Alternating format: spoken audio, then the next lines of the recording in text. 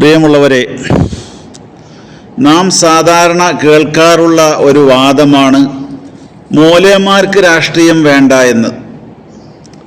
മൂലയന്മാർ രാഷ്ട്രീയത്തിലിറങ്ങരുത്, അത് ഹറാമാണ്, മൂലയന്മാർക്കത് പറ്റൂല, ചേരൂല എന്ന് സാധാരണഗതിയിൽ നമ്മളെല്ലാവരും മനഃപ്പാടമാക്കി പലരും പറയാറുണ്ട്. മൂലയന്മാർ തന്നെ അതും പറയാറുണ്ട്. നമുക്കത് പറ്റപ്പെടില്ല. അത് അങ്ങനെ പറയിപ്പിക്കാൻ നമ്മെ പ്രോത്സാഹിപ്പിക്കുന്നത് ആധുനിക രംഗത്തുള്ള കുറച്ച് രാഷ്ട്രീയക്കാരാണ്. എന്താണ് ആ പറയുന്നതിൻ്റെ ലക്ഷ്യം? രാഷ്ട്രീയത്തിൽ മുസ്ലിംമാർ ഇറങ്ങരുത്, ഇറങ്ങിയാൽ എന്തൊക്കെയോ പ്രശ്നങ്ങളുണ്ട് എന്നാണ് അവർ പറയുന്നത്. അത് പറയുന്നതിൽ വളരെ മുൻപന്തിയിലുള്ളത് ലീഗുകാരാണ്. ലീഗുകാരല്ലാത്തവരോ അല്ലെങ്കിൽ ലീഗിനോട് ഒട്ടി നിൽക്കുന്ന മുന്നണിയിൽപ്പെട്ടവരല്ലാത്തവരോ അങ്ങനെ മൂലയന്മാരുടെ രാഷ്ട്രീയ പ്രവേശനത്തിനെയും രാഷ്ട്രീയമായി കൈകാര്യം ചെയ്യുന്നതിനെയും എതിർക്കുന്നതായി കേട്ടിട്ടില്ല. നമ്മൾ തന്നെ പണ്ഡിതന്മാരാണെന്ന് ചിലരൊക്കെ വിലയിരുത്തുന്ന ചില ആളുകൾ രാഷ്ട്രീയപരമായി അവരുടേതായ കാഴ്ചപ്പാടുകളും പൊതുവെ സംസ്ഥാനത്തിൻ്റെ കാഴ്ചപ്പാടുകളും ഇന്ത്യയുടെ കാഴ്ചപ്പാടുകളും രാഷ്ട്രീയപരമായി വിലയിരുത്തുമ്പോൾ നിങ്ങൾക്ക് കിതാബ് ഓതി കൊടുത്താൽ പോരെ, നിങ്ങൾക്ക് കിതാബുമായി ബന്ധപ്പെട്ടാൽ പോരെ, പള്ളിയിൽ ഇത്തിക്കാഫ് ഇരുന്നാൽ പോരെ, നിങ്ങളെന്തിനാ രാഷ്ട്രീയം പറയുന്നു, ഇത് നിങ്ങൾക്ക് ചേർന്ന പണിയല്ല എന്ന് ലീഗുകാരും പറയും, അങ്ങനത്തെവരും പറയും. അതുപോലെ കാര്യം മനസ്സിലാക്കാത്ത ചില പണ്ഡിതന്മാരും പറയും നിങ്ങളൊക്കെ പറയരുത് എന്ന്. എന്നാൽ ഇവിടെ 1947 ഇന്ത്യയിലെ ജനങ്ങൾക്ക് സ്വാതന്ത്ര്യം കിട്ടിയിട്ടുണ്ട് എങ്കിൽ അന്നത്തെ ജനങ്ങളുടെ പിൻതലമുറക്കാരായ ഇപ്പോഴുള്ള എല്ലാവർക്കും ആ സ്വാതന്ത്ര്യമുണ്ട്. അത് നിഷേധിക്കുവാനോ അതിനെ തടയുവാനോ അതിനെ നിരുത്സാഹപ്പെടുത്താനോ ആർക്കും അധികാരമില്ല. പക്ഷെ അതെല്ലാം മറന്നുകൊണ്ട് മുസ്ലിംമാർ രാഷ്ട്രീയത്തിൽ ഇറങ്ങുന്നത് തീരെ ക്ഷന്തവ്യമില്ല എന്ന് പറയുന്നത് രാഷ്ട്രീയം എന്നുള്ളത് എന്താണ് എന്ന് ഈ പറയുന്ന ജാഹിലീങ്ങൾക്ക്, വിവരദോഷികൾക്ക് മനസ്സിലാകാത്തത് കൊണ്ടാണ് എന്നാണ് ഞാൻ മനസ്സിലാക്കുന്നത്. രാഷ്ട്രീയം എന്ന് പറഞ്ഞാൽ സാധാരണ അതിൻ്റെ ഒരു നിർവചനം എന്താണ് നമ്മൾ മനസ്സിലാക്കുന്നത്?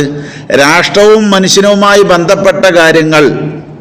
ഒരു രാഷ്ട്രത്തിൽ ജീവിക്കുമ്പോൾ ആ മനുഷ്യനിക്ക് അവൻ്റെ എല്ലാ നിലക്കുമുള്ള വിജയത്തിന് ആവശ്യമായ എന്തൊക്കെ കാര്യങ്ങളുണ്ടോ അതുമായി ബന്ധപ്പെട്ട വിഷയങ്ങൾ എന്നാണ് രാഷ്ട്രീയത്തിനെ കുറിച്ച് പൊതുവേ നമ്മൾ ഏതെങ്കിലും പുസ്തകങ്ങളിലോ അല്ലെങ്കിൽ നിഘണ്ടുവിലോ അല്ലെങ്കിൽ ഡെഫനിഷൻ പറയുന്ന, നിർവചനം പറയുന്ന ഗ്രന്ഥങ്ങളിലോ നോക്കാതെ തന്നെ നമുക്ക് മനസ്സിലാക്കാൻ കഴിയുന്നത് രാഷ്ട്രീയം എന്നാൽ രാഷ്ട്രവുമായി ബന്ധപ്പെട്ട കാര്യങ്ങൾ. എന്നാൽ അത് രാഷ്ട്രീയമായി ബന്ധപ്പെട്ട കാര്യങ്ങൾ ആണ് എന്ന് ഇതിന് അർത്ഥമുണ്ട് എന്ന് ഈ പറയുന്ന ലീഗുകാർക്കോ അവരെ പോലുള്ള ആളുകൾക്കോ അറിയില്ല. എന്നാൽ അവരുടെ അറിവിലേക്ക് നിങ്ങൾ ഈ രാഷ്ട്രീയം എന്താണ് എന്ന് പഠിക്കണം, അതിന് നിർവചനം എന്താണെന്ന് പഠിക്കണം. അതിന് ഭൗതികമായി നമ്മളിപ്പോൾ ആശ്രയിക്കുന്നതും ജെമിനിയെ പോലുള്ളവരാണ്. എന്നാൽ രാഷ്ട്രീയം എന്ന് പറഞ്ഞാൽ എന്താണ് എന്ന ചോദ്യത്തിന് ജെമിനി പറഞ്ഞ മറുപടി നിങ്ങൾ ഒന്ന് കേൾക്കുക. ലളിതമായി പറഞ്ഞാൽ ഒരു രാജ്യത്തെ അല്ലെങ്കിൽ സമൂഹത്തെ എങ്ങനെ ഭരിക്കണം, അവിടുത്തെ നിയമങ്ങളും തീരുമാനങ്ങളും എങ്ങനെയുള്ളതായിരിക്കണം എന്ന് നിശ്ചയിക്കുന്ന പ്രക്രിയയാണ് രാഷ്ട്രീയം, പൊളിറ്റിക്സ്. ഒരു പൊതുവിഷയം എന്ന നിലയിൽ രാഷ്ട്രീയത്തെ താഴെ പറയുന്ന രീതിയിൽ ചുരുക്കി വിവരിക്കാം. 1. തീരുമാനങ്ങൾ എടുക്കൽ. ഒരു നാട്ടിലെ ജനങ്ങളുടെ ജീവിതത്തെ ബാധിക്കുന്ന കാര്യങ്ങളിൽ, അതെല്ലാ കാര്യങ്ങളിലും, അതിൻ്റെ മതപരമായും രാഷ്ട്രീയപരമായിട്ടും ഭൗതികമായിട്ടും വിദ്യാഭ്യാസപരമായിട്ടും എന്തൊക്കെ ഒരു മനുഷ്യനെ ബാധിക്കുന്ന വിഷയങ്ങളുണ്ടോ ആ വിഷയങ്ങളിലെല്ലാം,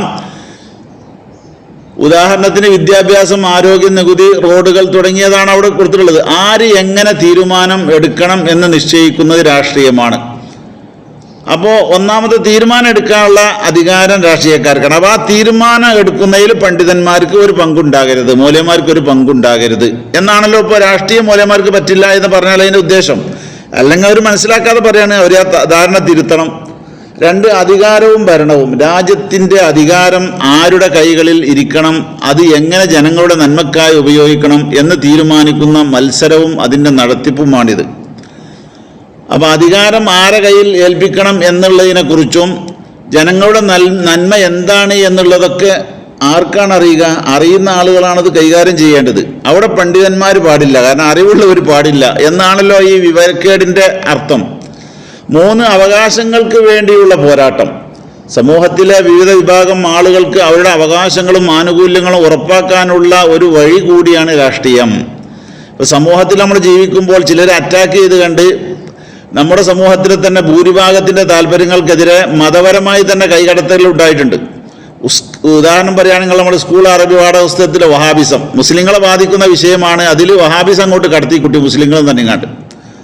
അപ്പോൾ ആ വിഷയത്തിലൊക്കെ അവകാശങ്ങളും ആനുകൂല്യങ്ങളും എല്ലാം ചോദിച്ചു വാങ്ങാൻ അറിവുള്ളവർ അവിടെ വേണം എന്നാണ് ബുദ്ധിയുള്ളവർ പറയൽ. പക്ഷേ ഇപ്പോൾ ഇവർ പറയുന്നത് എന്താണ്? അറിവുള്ളവർ അവിടെ വേണ്ട.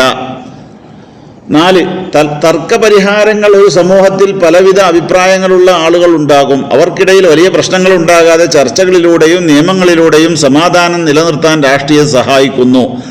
അപ്പം ഈ സഹായത്തിനൊന്നും അറിവുള്ള പണ്ഡിതന്മാർ വേണ്ട. ഭൗതികമായി കുറച്ച് മാത്രം പഠിച്ച ആളുകൾ മാത്രം തീരുമാനം എടുത്താൽ എവിടെ തീരുമാനം എത്തൂല.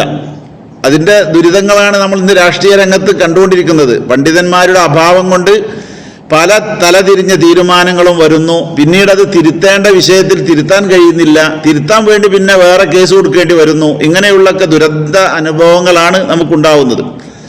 ജമിനി പറയാണ്, ചുരുക്കത്തിൽ നമ്മൾ ജീവിക്കുന്ന സമൂഹത്തിൻ്റെ ഇന്നത്തെ അവസ്ഥയും നാളത്തെ ഭാവിയും രൂപപ്പെടുത്തുന്ന ഒന്നാണ് രാഷ്ട്രീയം. അതുകൊണ്ട് തന്നെ രാഷ്ട്രീയം എനിക്ക് ബാധകമല്ല എന്ന് ആർക്കും പറയാൻ കഴിയില്ല. പക്ഷേ ഇവിടുത്തെ ലീഗുകാർ പറയും ചിലർക്ക് പറ്റൂല, പണ്ഡിതന്മാർ രാഷ്ട്രീയത്തിൽ മാറി നിൽക്കണം. കാരണം നമ്മൾ കഴിക്കുന്ന ഭക്ഷണം മുതൽ ശ്വസിക്കുന്ന വായുവിൻ്റെ ഗുണനിലവാരം വരെ രാഷ്ട്രീയ തീരുമാനങ്ങളുടെ ഭാഗമാണ്. അവകാശങ്ങൾ ഉറപ്പിക്കലാണ് മറ്റൊന്ന്.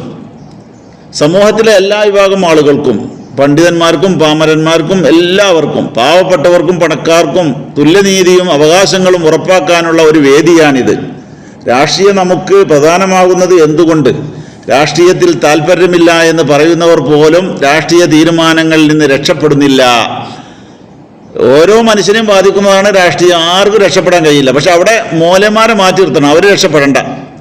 നമ്മൾ കഴിക്കുന്ന ഭക്ഷണത്തിൻ്റെ വില, യാത്ര ചെയ്യുന്ന ബസ് കൂലി, സ്കൂളിലെ പഠനരീതി, നമ്മുടെ സുരക്ഷ എന്നിവയെല്ലാം തീരുമാനിക്കുന്നത് ഭരണാധികാരികളാണ്.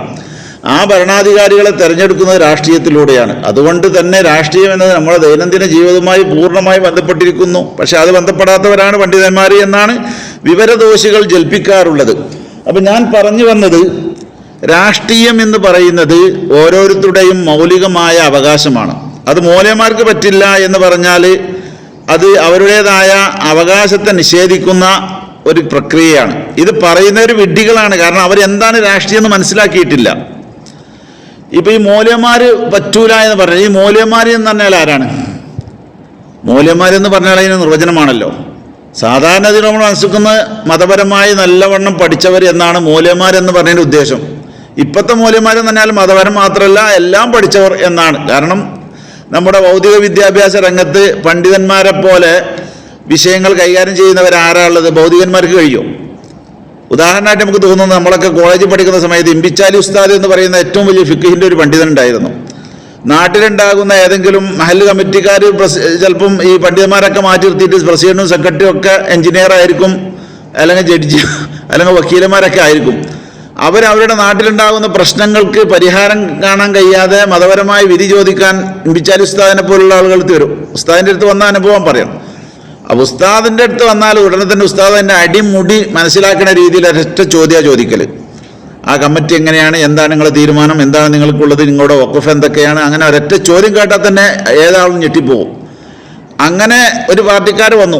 അവർ വന്നുകൊണ്ട് ഇങ്ങനെ മഹലിൻ്റെ എന്തോ വിഷയങ്ങളും കാര്യങ്ങളും സാമ്പത്തിക വിഷയങ്ങളൊക്കെ കൂടി പറഞ്ഞപ്പോൾ ഉസ്താദ് പറഞ്ഞു അതിൻ്റെ വിശദമായിട്ട് ഇങ്ങനെയുള്ളൊരു ഒറ്റ വാക്കിലുള്ള ഒരു വലിയ പർവ്വത സമാനമായ ഒരാശയമാണ് പറഞ്ഞപ്പോൾ അവരാകെ ഞെട്ടിപ്പോയി. അങ്ങനെ അവരെന്ത് ചെയ്തു? പണ്ഡിതന്മാരൊറ്റൊന്നുമില്ല അതിൽ. അവർ പറഞ്ഞു ഞങ്ങളിന്ന് കമ്മിറ്റി ചേർന്നിട്ട് ഒന്നും കൂടി ചർച്ച ചെയ്തിട്ട് വരാം, ഇതിനെക്കുറിച്ചുള്ള തീരുമാനങ്ങൾ പറയാൻ എന്ന് പറഞ്ഞു. അപ്പോൾ പണ്ഡിതന്മാർക്ക് മുമ്പിലെത്തിയാൽ ചിലപ്പോൾ അവർ വിറക്കും. കാരണം അവരിപ്പോൾ എല്ലാം മനസ്സിലാക്കിയവരാണ്. അപ്പോൾ മൂലന്മാരെന്ന് പറഞ്ഞാൽ പൊതുവെ നമ്മൾ മനസ്സിലാക്കുന്നത് അറിവുള്ളവരെന്നാണ്. ഈ അറിവുള്ളവർ രാഷ്ട്രീയത്തിൽ ഉണ്ടാകരുത് എന്ന് പറഞ്ഞാൽ ജാഹിലീങ്ങളായ വിവരം കെട്ടവർ രാഷ്ട്രീയത്തിൽ ചടഞ്ഞുകൂടണം എന്ന് പറയുന്നത്.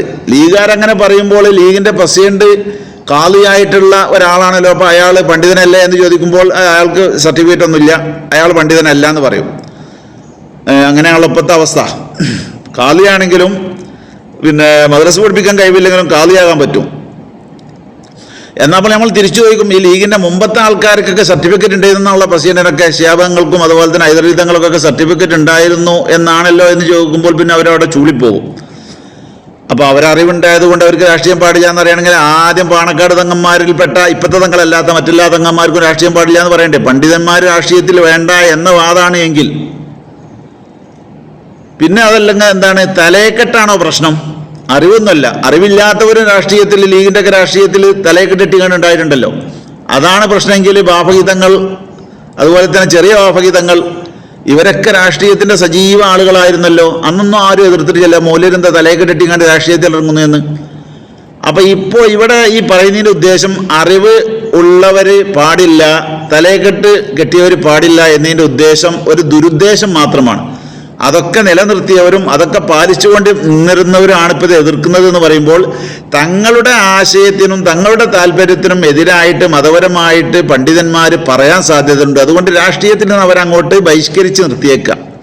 എന്നാൽ പിന്നെ ഒന്നും നമ്മൾ തീരുമാനം എടുക്കുന്ന ഒന്നിനും എതിരായിട്ട് പറയാൻ ആരും ഉണ്ടാവില്ലല്ലോ എന്ന് മനസ്സിലാക്കിയത് കൊണ്ടാണെന്നാണ് ഞാൻ മനസ്സിലാക്കുന്നത്. ഇതിൽ ലീഗേരെ നമ്മൾ പറയാൻ കാരണം ലീഗേരല്ലാത്തവർ നമ്മോടൊന്നും ഇതുവരെ അങ്ങനെ പറഞ്ഞിട്ടില്ല, അല്ലെങ്കിൽ പൊതുവെ പറയാറില്ല, അല്ലെങ്കിൽ അവരോട് ഒട്ടി നിൽക്കുന്നതല്ലാതെ. അതുകൊണ്ട് അങ്ങനെ പറഞ്ഞതാണ്. ഞാൻ അങ്ങനെ പറയാത്ത ലീഗുകാരെ അതിൽ നിന്ന് ഞാൻ ഒഴിവാക്കുകയും ചെയ്യുന്നുണ്ട്. അങ്ങനെ ധാരണ ഇല്ലാത്ത മൗലന്മാർ പഠിത്ത സ്വാതന്ത്ര്യമുള്ള ആളുകളാണ്, അവർക്ക് 47 സ്വാതന്ത്ര്യം കിട്ടിയിട്ടുണ്ട് എന്ന് വാദിക്കുന്ന അറിയുന്ന ലീഗുകാരുണ്ടാവുമല്ലോ. കാരണം ലീഗുകാരിൽ തന്നെ അബ്ദുൽ ഖാദർ മൗലവിനെ പോലത്തെ ആളുകൾ മത്സരിച്ചവരുണ്ട്, അതുപോലെ കരുവള്ളി മൗലവി ഉണ്ട്, അതുപോലെ കൊളത്തൂർ മൗലവി ഉണ്ട്, KC ജമാലുദ്ദീൻ മൗലവി ഉണ്ടായിരുന്നു, KC അബൂബക്കർ മൗലവി ഉണ്ടായിരുന്നു. അവർക്കൊക്കെ മൗലവി ആയതോടുകൂടെ തന്നെ രാഷ്ട്രീയത്തിൽ പറ്റും. അത് ലീഗാണ്. ലീഗാവുമ്പോൾ പ്രശ്നമില്ല. ലീഗിനെതിരെയുള്ള എന്തെങ്കിലും കാഴ്ചപ്പാട് ഒരു മൗലവി പറഞ്ഞാൽ ആ മൗലവിക്ക് രാഷ്ട്രീയം വേണ്ട. അപ്പം ഇതിൻ്റെ ഉള്ളിലുള്ള രഹസ്യം നമുക്ക് എല്ലാവർക്കും അറിയാം. പണ്ഡിതന്മാർ ഇവിടെ നിന്ന് അങ്ങോട്ട് മാറി നിൽക്കണം. എന്നിട്ട് ജാഹിലീങ്ങളായ ഞങ്ങൾ തീരുമാനം ഉണ്ടാക്കണം. ജാഹിലീങ്ങൾക്ക് പണ്ഡിതന്മാരെ കവച്ചു വെക്കുന്ന രീതിയിൽ ഭരണാധികാരം എന്ന നിലക്കുള്ള സ്വാധീനമുണ്ടാക്കി നാട് മുഴുവനും അവരെ കീഴിലാകണം എന്ന് പറയുന്ന മതവിരുദ്ധമായൊരു കാഴ്ചപ്പാടാണ് അവർക്കുള്ളത്. യഥാർത്ഥത്തിൽ ഇസ്ലാമിൻ്റെ കാഴ്ചപ്പാട് എന്താണ്? നാടിൻ്റെ ഭരണം ആലിമീങ്ങളുടെ നിർദ്ദേശപ്രകാരം നീങ്ങുന്ന ഉമറാക്കളുടേതും ആകണം എന്നാണ്.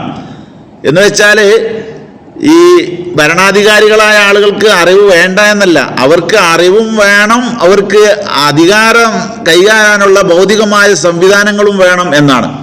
അതിനുവേണ്ടി ഇപ്പോൾ പലപ്പോഴും പറയാറുള്ളത് നമ്മളൊരു ഹദീസാണ്, സിൻഫാനി മിൻ ഉമ്മത്തി ഇദാ സലഹ സലഹന്നാസു കുല്ലുഹും വ ഇദാ ഫസദ ഫസദന്നാസു കുല്ലുഹും അൽ ഉലമാ വൽ ഉമറാ.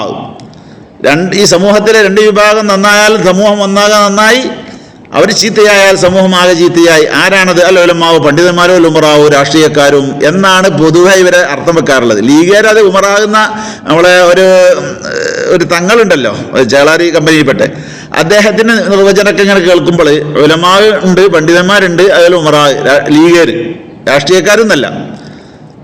എന്നാൽ ഇങ്ങനെ ഒരു തെറ്റിദ്ധാരിപ്പിക്കലാണത്. വഅ്തസിമൂ ബിഹബിലില്ലാഹി ജമീഅ വലാ തഫറഖു എന്ന് പറഞ്ഞാൽ ലീഗിൽ അണിനിരക്കണമെന്നാണ് അതിൻ്റെ ഉള്ളിലെ ഉദ്ദേശമെന്ന് ലീഗിൻ്റെ പ്രസിഡന്റുമാരായ പല ആൾക്കാർ മുതൽ ഇപ്പോഴുള്ള ആൾക്കാർ വരെ ഖുർആൻ ആയത്തിനെ തെറ്റിദ്ധരിപ്പിച്ച് ദുർവ്യാഖ്യാനിക്കുന്നുണ്ടല്ലോ.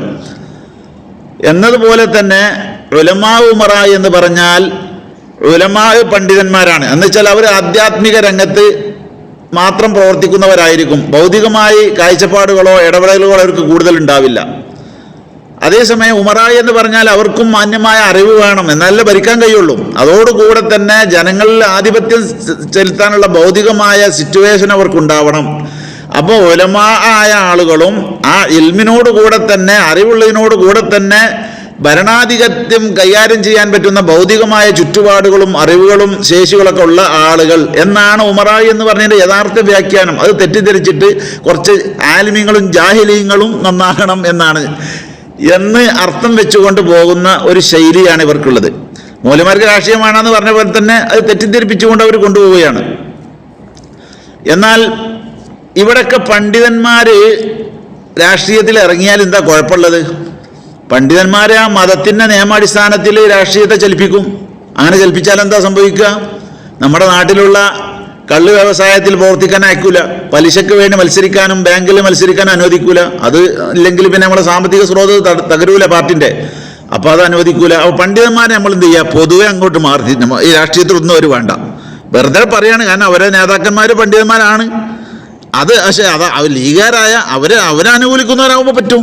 മറ്റുള്ളവരൊന്നും തന്നെ പണ്ഡിതന്മാരായിട്ട് രാഷ്ട്രീയം പറയാൻ പാടില്ല എന്ന് പറയുന്ന ഒരു മർക്കടമുഷ്ടിയുടെ സ്വഭാവമാണ് ഇവിടെ കാണുന്നത്. അപ്പോൾ പണ്ഡിതന്മാർ രംഗത്തിറങ്ങിയാൽ പിന്നെ പാമരന്മാർക്ക് യാതൊരു സ്ഥാനം ഉണ്ടാവില്ല. കാരണം അവരെ കീഴിലായിരിക്കും കാര്യങ്ങളൊക്കെ. എന്ത് തീരുമാനിക്കുമ്പോഴും ഇപ്പോൾ ഈ മതപണ്ഡിതന്മാർക്ക് ഭൗതികം തിരിയില്ല എന്ന് പറഞ്ഞു നടക്കുന്ന കുറച്ച് ആൾക്കാരുണ്ട്. യഥാർത്ഥത്തിൽ ഇപ്പോഴത്തെ പണ്ഡിതന്മാരെ കുറിച്ച് തീരെ പറയാൻ പറ്റില്ല. കാരണം അവർ ഒരു സക്കാഫി ആയിരിക്കും, അല്ലെങ്കിൽ ഫൈസി ആയിരിക്കും, അല്ലെങ്കിൽ ബാക്കവി ആയിരിക്കും. അതോടുകൂടെ MA അല്ലെങ്കിൽ PG ആയ ഏതെങ്കിലും കോഴ്സുകൾ അവർക്കുണ്ടാവും ഭൗതികമായിട്ട്. ഇത് രണ്ടും ഇല്ലാത്ത ആളുകളാണ് ഇപ്പോഴത്തെ രാഷ്ട്രീയക്കാരായി നടക്കുന്ന ആളുകൾ. അബദ്ധത്തിൽ അങ്ങനെ ഉണ്ടായാൽ ഈ പറയപ്പെട്ട ഭൗതികമായി ഡിഗ്രിയോ അല്ലെങ്കിൽ അവർക്ക് +2 പാസ്സായവരുണ്ടാവും. അതിനപ്പുറമുള്ളത് ഇപ്പോഴത്തെ മന്ത്രിമാരെ തന്നെ നമ്മൾ കാണുന്നുണ്ടല്ലോ. SSLC പഠിച്ച ഒരാൾ മന്ത്രിയായിട്ട് നമുക്ക് കാണാൻ കഴിയുന്നുണ്ടല്ലോ.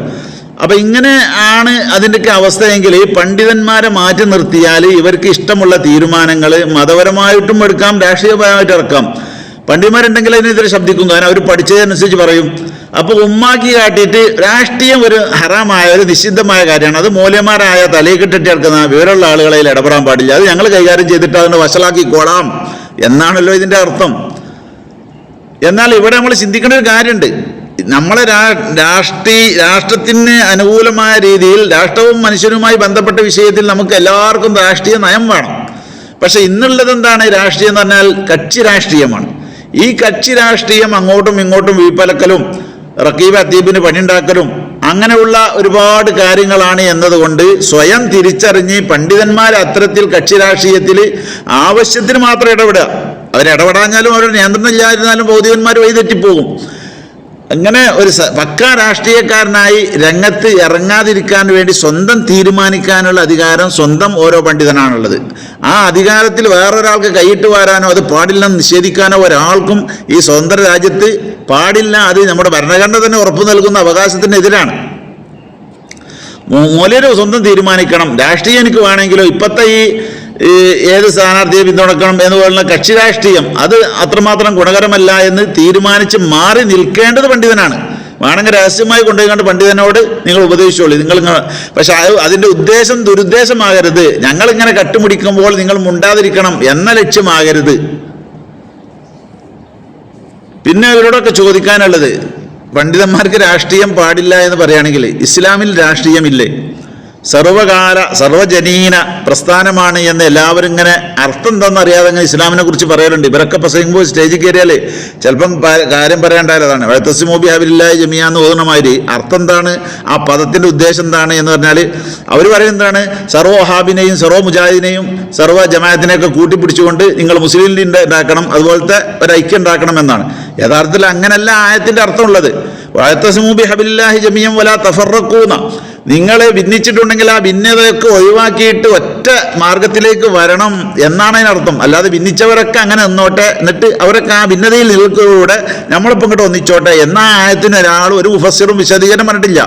അപ്പോൾ നമ്മളെ ലീഗിൻ്റെ വലിയ അറിവുള്ളവരെന്ന് പറയപ്പെടുന്ന പ്രസിഡന്റുമാരും ഇപ്പോഴത്തെ കുട്ടി പ്രസിഡന്റുമാർ വരെയും പറയുന്നത് എന്താണ്? ഈ ആയത്തിനെ ദുർവ്യാഖ്യാനം ചെയ്തിട്ടാണ് അവർ സംസാരിക്കാറുള്ളത്. അപ്പോൾ ഇവരോട് ചോദിക്കാനുള്ളത്, ഇസ്ലാം സർവ്വകാലികവും സർവ്വജനീനവുമാണ് എന്ന് നമ്മൾ പറയുമ്പോൾ ഇസ്ലാമിൽ രാഷ്ട്രീയം എന്ന് പറയുന്നൊരു അധ്യായം വേറെയാണോ, മാറ്റി നിർത്തിയിട്ടുണ്ടോ? അതില്ലല്ലോ. ഇസ്ലാം സമ്പൂർണ്ണമാണ് എന്ന് പറയുമ്പോൾ അതിൽ രാഷ്ട്രവുമായി ബന്ധപ്പെട്ട വിഷയങ്ങൾ ഉണ്ടാവില്ലേ? അപ്പോൾ രാഷ്ട്രീയം എന്താണെന്ന് പഠിക്കാത്തത് കൊണ്ടാണ് ഈ പ്രശ്നങ്ങളൊക്കെ എന്നാണ് നമ്മൾ പറഞ്ഞത്. നബി സല്ലല്ലാഹു അലൈഹി വസല്ലം തങ്ങൾ രാഷ്ട്രീയക്കാരനായിരുന്നില്ലേ?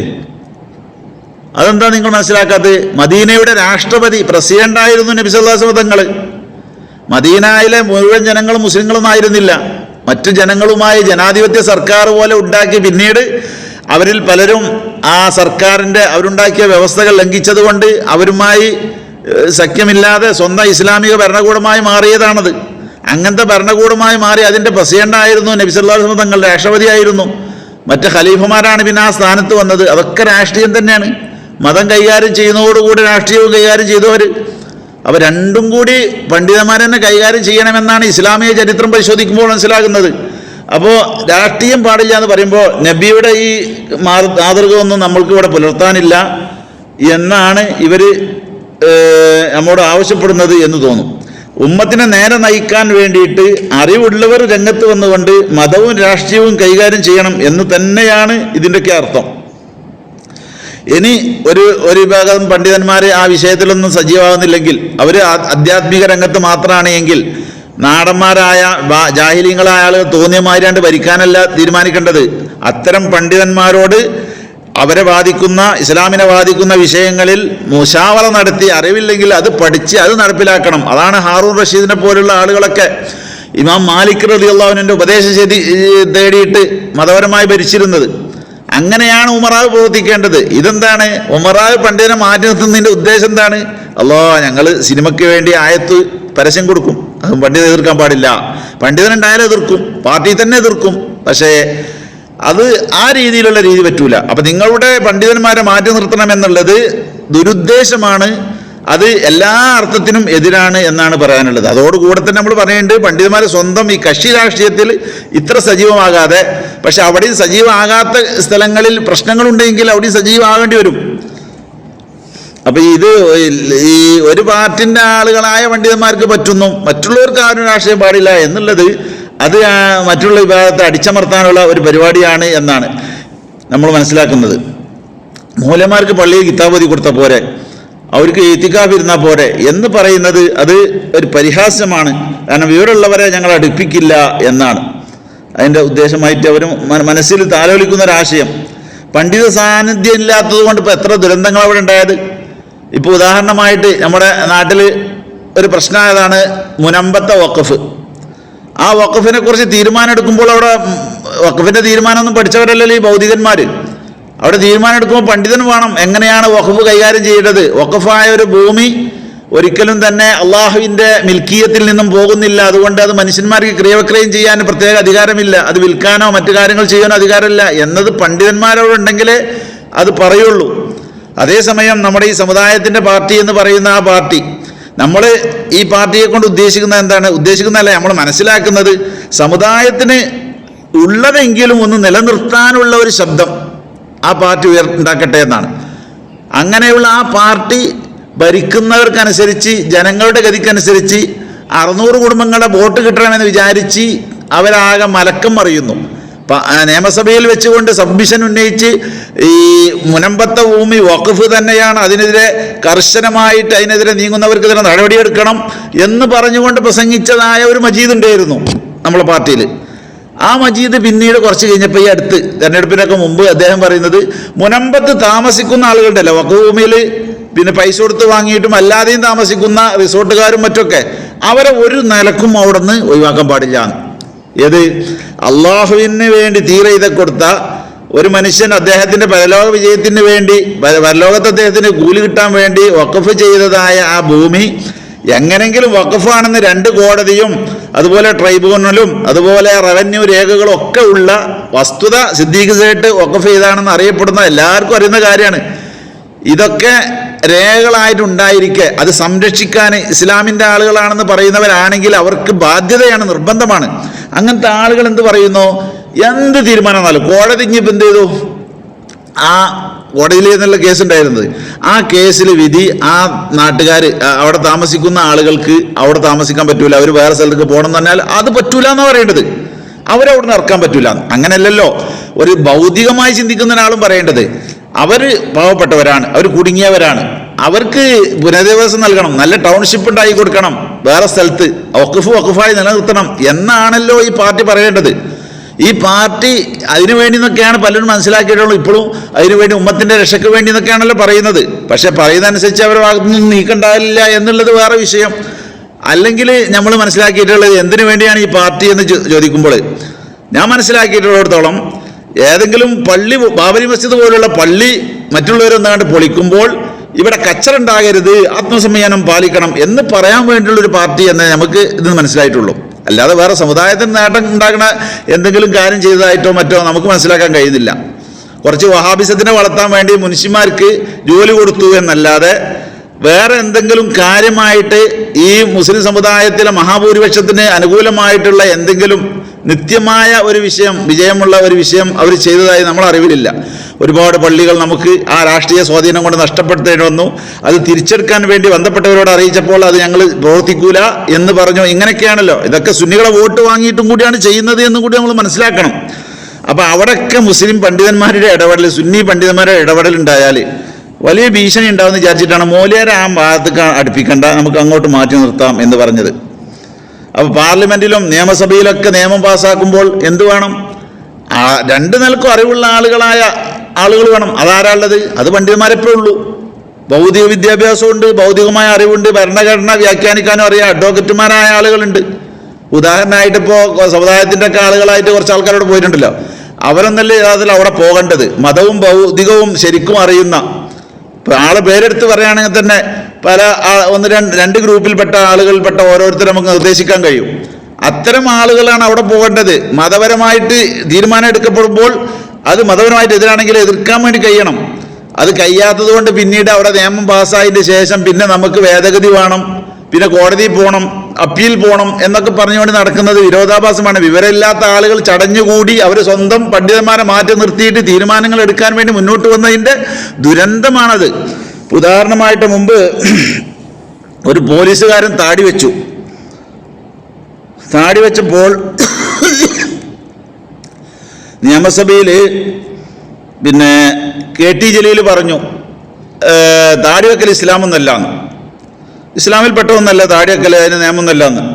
അപ്പോൾ നമ്മളെ കുഞ്ഞാലിക്കുട്ടി പറഞ്ഞു താടി വെക്കൽ ഇസ്ലാമിൽ പെട്ടതാണെന്ന്. അപ്പോൾ KT ജലീൽ മുഖാമുഖമായി ചോദിച്ചു, ഇസ്ലാമിൽ പെട്ടതാണെങ്കിൽ നിങ്ങൾ മുസ്ലിം അല്ല, നിങ്ങൾക്ക് ഇവിടെ താടി ചോദിച്ചു. ആ സമുദായത്തിൻ്റെ അംഗങ്ങളിൽപ്പെട്ട 15 ആളുകൾക്കാണ് ഉണ്ടായിരുന്നെന്ന് തോന്നുന്നുണ്ട്. അതിൽപ്പെട്ട ഒരു മമ്മൂട്ടി അല്ലാത്ത ആർക്കും അന്ന് താടി ഉണ്ടായിരുന്നില്ല. അപ്പോൾ ഇങ്ങനെയാണുള്ളത്. മതപരമായ വിധികൾ അവിടെ ഉണ്ടാകും, പക്ഷെ അത് നടപ്പിലാക്കൂല. അവിടെ പാർലമെന്റിലേക്ക് നിയമസഭയ്ക്ക് അടക്കേണ്ടതാണ്. മനുഷ്യനെ കണ്ടാൽ ഒരു മതത്തിൻ്റെ ആളാണ് അല്ലെങ്കിൽ ഇസ്ലാമിൻ്റെ ആളാണെന്ന് തോന്നുന്ന ആളുകൾ, രൂപത്തിലെങ്കിലും ഇത് തോന്നണമല്ലോ, ഉള്ളിലെന്താണെങ്കിലും അങ്ങനത്തെ ആളുകൾ അങ്ങോട്ട് പറഞ്ഞയക്കണം. ആ വിധിക്കനുസരിച്ച് നീങ്ങുന്നവരായിരിക്കണം. ഇപ്പം KT ജലീൽ അങ്ങനെ പറയാൻ കാരണം ഓന് ഈ മതം പഠിച്ചത് ലീഗിൽ നിന്നാണ്, ഈ പറയപ്പെട്ട നേതാക്കളിൽ നിന്നാണ്. ആ നേതാക്കൾക്കൊന്നും താടിയില്ല. അപ്പോൾ ദീൻ ഇങ്ങനെ തന്നെയാണ് നാം മനസ്സിലാക്കിയതാണ്. അപ്പോൾ താടി വേണമെന്ന് പറയുകയും ചെയ്യും, താടി അവിടെ ഇല്ലാനും. അപ്പോൾ നിങ്ങൾക്ക് താടിയില്ല എന്ന് പറഞ്ഞപ്പോൾ അദ്ദേഹം വശലാകേണ്ടി വന്നു എന്നതാണ്. അപ്പോൾ എന്തുകൊണ്ടാണത്? മതപരമായി പഠിക്കാത്തത് കൊണ്ടോ പഠിച്ചത് പുലർത്താത്തത് കൊണ്ടോ അല്ലെങ്കിൽ പണ്ഡിതന്മാരുടെ ഉപദേശം തേടാത്തത് കൊണ്ടോ ഉണ്ടായ പ്രശ്നമാണത്.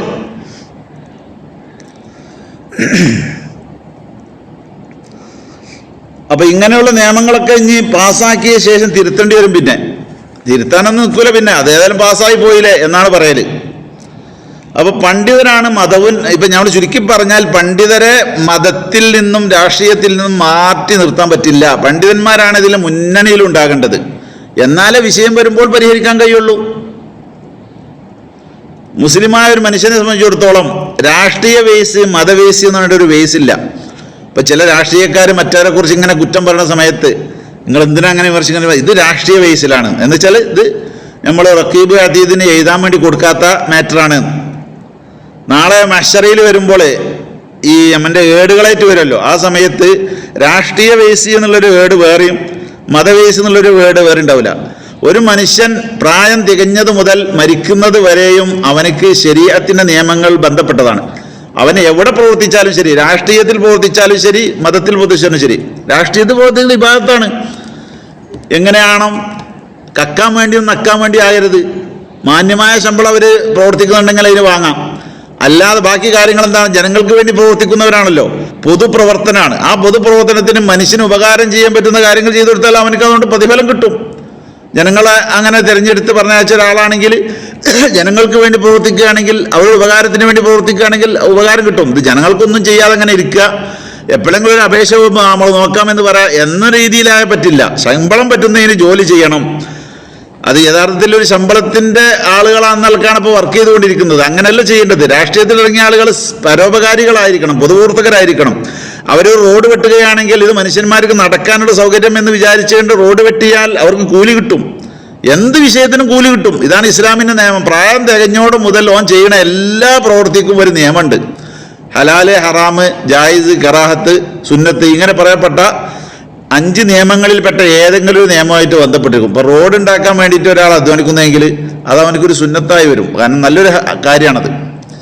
അതുപോലെ നിർബന്ധമായിട്ടും ഒരാളെ സഹായിക്കൽ ആവശ്യമായ അവിടെ സഹായം ചെയ്താലേ അവനക്ക് നിർബന്ധമായ കാര്യമാണ്, അവനക്ക് നിർബന്ധമായ കാര്യം ചെയ്തതിൻ്റെ കൂലി കിട്ടും. ഇങ്ങനെയാണ് ഈ വിഷയങ്ങൾ വിലയിരുത്തുന്നത്. അപ്പോൾ പലരും ഇങ്ങനെ പറയുന്നത് വിവരമില്ലാത്തത് കൊണ്ടാണ് എന്നാണ് ഞാൻ ചുരുക്കി പറഞ്ഞത്. ചിലർ മനഃപൂർവ്വം വിവരം ഉണ്ടായിട്ടും അവരെ പാർട്ടിയിൽ പണ്ഡിതന്മാരുണ്ടായിട്ടും അതൊക്കെ മൂടി വെച്ചുകൊണ്ട് വേറെ പണ്ഡിതന്മാർക്ക് അതിനെതിരെ മതം പറയാൻ പാടില്ല എന്ന ആ ഇരട്ടത്താപ്പ് ഒരിക്കലും തന്നെ പുലർത്താൻ പറ്റില്ല. ഇങ്ങനെ പണ്ഡിതന്മാരെ ട്രോളാനും പണ്ഡിതന്മാരെ വിമർശിക്കാനൊക്കെ ശ്രമിക്കുന്നത് കൊണ്ട് തന്നെയാണ് ഇന്ന് പണ്ഡിതന്മാരാകാൻ വേണ്ടി നമ്മളെ ചെറുപ്പക്കാരായ ആളുകളൊന്നും തയ്യാറാകുന്നില്ല. പള്ളി ദർസുകളിൽ ഓതാൻ പോകാൻ കുട്ടികളെ കിട്ടുന്നില്ല. എന്തുകൊണ്ടാണ്? ഞാൻ പണ്ഡിതനായാലും ഇവരിങ്ങനെ വിമർശിക്കാറില്ല, മൗലവിക്കൊന്നും വേണ്ട, മൗലവിക്കൊക്കെ ഹറാമാണെന്നുള്ളത്. മൗലവിയുടെ ഹറാമൊക്കെ മൗലവിയുടെ ഹറാമാണെന്ന് മനസ്സിലാക്കി മാറ്റി നിർത്തേണ്ടതാണ്. വേറെ ആൾക്കാരുടെ ഉപദേശം കൊണ്ടല്ല മൗലവി മാറിക്കേണ്ടത്, കാരണം മൗലവി അറിവുള്ളവരാണ്. അതേസമയം നാടന്മാർ ചിലപ്പം തയ്യാറേണ്ടി വരും, അവർക്ക് അറിവുണ്ടാവില്ല, അപ്പോൾ അവരോട് പറഞ്ഞു കൊടുത്തിട്ട് മാറ്റി നിർത്തേണ്ടി വരും. അപ്പോൾ മൗലവിമാരെ ട്രോളിന് കാണുമ്പോൾ കുട്ടികളൊന്നും ഓതാൻ പോകില്ല. അതിനൊക്കെ ഉത്തരവാദികൾ ഇങ്ങനത്തെ പരിഹസിക്കുന്ന ആളുകളാണ്. പണ്ഡിതന്മാർ രംഗത്ത് വന്നാൽ മറ്റുള്ളവർക്ക് ചൂളിപ്പോകും. ഉദാഹരണമായിട്ട് മുമ്പ് നമ്മുടെ രാജ്യത്ത് ആദ്യമായി ലോട്ടറി പാസ്സാക്കിയല്ലോ. ലോട്ടറി പാസ്സാക്കിയ ആദ്യം കോളേജുകളിലാണ്, സ്കൂൾ കോളേജുകളിൽ. അത് കൊണ്ടുവന്നത് CH മുഹമ്മദ് കോയയാണ്. അദ്ദേഹം ഇത് കൊണ്ടുവന്നു എന്നത് കണ്ണിയത്ത് ഉസ്താദ് മനസ്സിലാക്കി, അറിഞ്ഞു. അങ്ങനെ പട്ടിക്കാട് സമ്മേളനത്തിൽ CH വന്ന സമയത്ത് നീയല്ലേ ആ ഹറാമായ ലോട്ടറി പാസ്സാക്കിയതടാ എന്ന് കണ്ണിയത്ത് ഉസ്താദ് ശക്തമായി അദ്ദേഹത്തോട് താക്കീത് ചെയ്തു. അപ്പം ലോട്ടറി അപ്പം എന്താണ്, പണ്ഡിതന്മാരുടെ സാന്നിധ്യം ഉണ്ടായാലും അന്ന് പാസ്സാക്കാൻ തന്നെ കഴിയൂല. അപ്പം അങ്ങനെ ശക്തമായി ഇത് ആരെങ്കിലും നിഷേധിക്കാൻ തയ്യാറുണ്ടെങ്കിൽ ആ അന്നത്തെ പ്രസംഗം കേട്ട പല ആളുകളെയും നമുക്കൊന്ന് ചൂണ്ടിക്കാണിക്കാൻ കഴിയും. പട്ടിക്കാട് സമ്മേളനത്തിൽ വെച്ച് കണ്ണിയത്ത് ഉസ്താദ് ഗർജിച്ചത്. അപ്പോൾ ഇതൊക്കെ കേട്ടപ്പോൾ CHനും വലിയ വിഷമായി. ഈക്കൊക്കെ ഉള്ള സമയമാണെന്ന്, ഈക്കൊക്കെ അവരെ കൂടെ ഉണ്ടായിരുന്നു. ആദ്യം അങ്ങനെ ആയിരുന്നല്ലോ. പിന്നെ അതിൻ്റെ ശേഷമാണ് ഈക്ക് മാറി 8 കൊല്ലം അദ്ദേഹത്തിന് ഭ്രഷ്ട് കൽപ്പിച്ചു. പിന്നെയാണല്ലോ തിരിച്ചു വന്നത്. ലീഗ് ഓഫീസൊക്കെ സുന്നത്തമാത്ത് കേന്ദ്രമായി എന്ന് പറഞ്ഞപ്പോൾ പിന്നെ ഒക്കെ കാര്യമായി, ഒക്കെ ലെവലായി. കാരണം അവർക്ക് അനുകൂലമായി പറഞ്ഞ പണ്ഡിതനൊക്കെ വേണം, തലയെക്കെട്ട് വേണം, പണ്ഡിതൻ വേണം, എല്ലാം വേണം. അല്ലെങ്കിലോ അവരൊന്നും പറ്റൂല, മൗലവി മാറി നാളെ. അപ്പോൾ അതിൻ്റെ ശേഷം ഇങ്ങനെയൊക്കെ വിഷയം വന്നപ്പോൾ റോഡിൻ്റെയും പാലത്തിൻ്റെയും പണിയെടുത്താൽ മതി രാഷ്ട്രീയക്കാർ എന്ന് ഈക്ക് അവർക്ക് പ്രസംഗിച്ചു. അതിൽ ക്ഷുഭിതനായിട്ട് CH എന്ത് പറഞ്ഞു? പട്ടിക്കാട് സമ്മേളനത്തിൽ വെച്ച് തന്നെ CH പിന്നെ ഒരു സമ്മേളനത്തിൽ വെച്ച് പറഞ്ഞു, പണ്ഡിതന്മാർ ഗ്രന്ഥം ചുമക്കുന്ന കഴുതകളാകരുത്. എന്നുവെച്ചാൽ അവർ ആ കിതാബൊക്കെ ഒന്ന് തുറന്നു നോക്കിയിട്ട് ആ കിതാബിലുള്ളതിനെതിരായിട്ട് ഞങ്ങൾക്ക് ഇങ്ങോട്ട് പറഞ്ഞു തരണം എന്നാണല്ലോ ഇപ്പം അതിനർത്ഥം. ലോട്ടറി ഹലാലാക്കി തരണം, അങ്ങനെയുള്ള തോന്നിയാസങ്ങളൊക്കെ ഹലാലാക്കി തരണം എന്ന് പറഞ്ഞു. അന്ന് ഈക്കയും CH മരിക്കുന്നവരെ ഈക്കൻ്റെ അടുത്ത് ഒരു തവണ പോലും പോയതായിട്ട് നമ്മുടെ ചരിത്രത്തിലില്ല. ഏതെങ്കിലും പൊതുസമ്മേളനങ്ങളിൽ രണ്ടു കൂട്ടരും ക്ഷണിക്കപ്പെടുമ്പോൾ വന്നു എന്നല്ലാതെ. ഇപ്പോൾ വലിയ ശംസുലമൻ്റെ ആൾക്കാരായിട്ട് നടക്കുന്ന ആളുകളുണ്ടല്ലോ, അന്ന് ഇവർ യാതൊരു ബന്ധമില്ല. അന്ന് ശംസുലമ മനുഷ്യനേക്കാൾ അതപ്പതിച്ച മൃഗമായിരുന്നു എന്നാണ് മലപ്പുറത്തെ കമ്മു. ആരാ കമ്മു മരിച്ചപ്പോൾ 8 സ്ഥലത്ത് ചന്ദ്രികയിൽ എല്ലാ നിലക്കും അദ്ദേഹത്തിന് വർണ്ണം നൽകിയ ലീഗിൻ്റെ മുത്തപ്പനായിരുന്നു. അദ്ദേഹമാണ് മനുഷ്യൻ ദുഷിച്ചാൽ മൃഗമാകും, മൃഗം ദുഷിച്ചാൽ ശംസുലുലമയാകും എന്ന് പറഞ്ഞത്. ഇപ്പോൾ ആ ശംസുലുലമ ഭയങ്കര ആളാണ്. ആ സമയത്ത് ചന്ദ്രിക എഴുതിയിട്ടുണ്ട്. MDP എന്ന് പറയുന്ന ഒരു രാഷ്ട്രീയ പാർട്ടി വന്നപ്പോൾ MDPയുടെ ഉപദേശ സമിതി മെമ്പർ കൂടിയായി EK പറഞ്ഞു എന്ന് സിറാജിൻ്റെ ഉദ്ഘാടന സമ്മേളനത്തിൻ്റെ റിപ്പോർട്ട് കൊടുത്തതാണ്. ഇങ്ങനെ ഒളിഞ്ഞും തെളിഞ്ഞും അവർ രംഗത്ത് വന്നിട്ടുണ്ട്. അപ്പം ചുരുക്കി പറഞ്ഞാൽ ഈ പണ്ഡിതന്മാർ ഇവരൊപ്പം ഉണ്ടാകുക എന്നുള്ളത് എതിരാണ്. അതുകൊണ്ടാണ് ഇവർ പണ്ഡിതന്മാരെ മാറ്റി നിർത്തണം എന്ന് പറയേണ്ടത്. അവരെ പാർട്ടിയിൽ പണ്ഡിതരുണ്ടാകുന്നതിന് ഒരു കുഴപ്പമില്ല. അപ്പോൾ പണ്ഡിതന്മാർക്ക് രാഷ്ട്രീയം വേണ്ട എന്ന് പറയുന്നത് ഏറ്റവും വലിയ വിഡ്ഢിത്തമാണ്.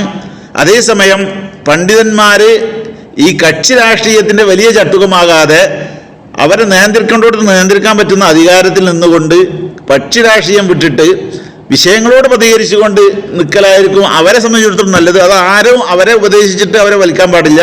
അവർക്ക് രാഷ്ട്രീയത്തിൽ ഇറങ്ങി പ്രവർത്തിക്കണമെങ്കിൽ അവർക്ക് സ്വാതന്ത്ര്യം കൊടുക്കണം. ആ കൊടുക്കാതിരിക്കുന്നത് മതപരമായിട്ടും തെറ്റാണ്, ഭൗതികമായി നമ്മുടെ ഇന്ത്യൻ ഭരണഘടനക്കും തെറ്റാണ് എന്നത് മനസ്സിലാക്കണമെന്നാണ് ഈ പൊട്ടത്തരം മനസ്സിലാക്കിയ എല്ലാവരോടും. ഒരു പാർട്ടിക്കാരെ ഇതിങ്ങനെ പറയാറുള്ളത് കൊണ്ടാണ് ആ പാർട്ടിക്കാരെ പറ്റി പറഞ്ഞത്. അങ്ങനെ മനോഭാവമുള്ള ഏതൊക്കെ പാർട്ടിക്കാരുണ്ടോ അവരോടൊക്കെ നമുക്ക് പറയാനുള്ളത്, ഏതായാലും എല്ലാവരും വിദ്യാഭ്യാസം നേടി വിഷയങ്ങൾ പഠിച്ച് അറിയാത്തത് മാത്രം ഇങ്ങനെ ഏറ്റും കൊണ്ട് നടക്കുന്ന ദുരവസ്ഥയിൽ നിന്നും മോചനം നേടണം എന്ന് എല്ലാവരോടും അഭ്യർത്ഥിക്കുകയാണ്.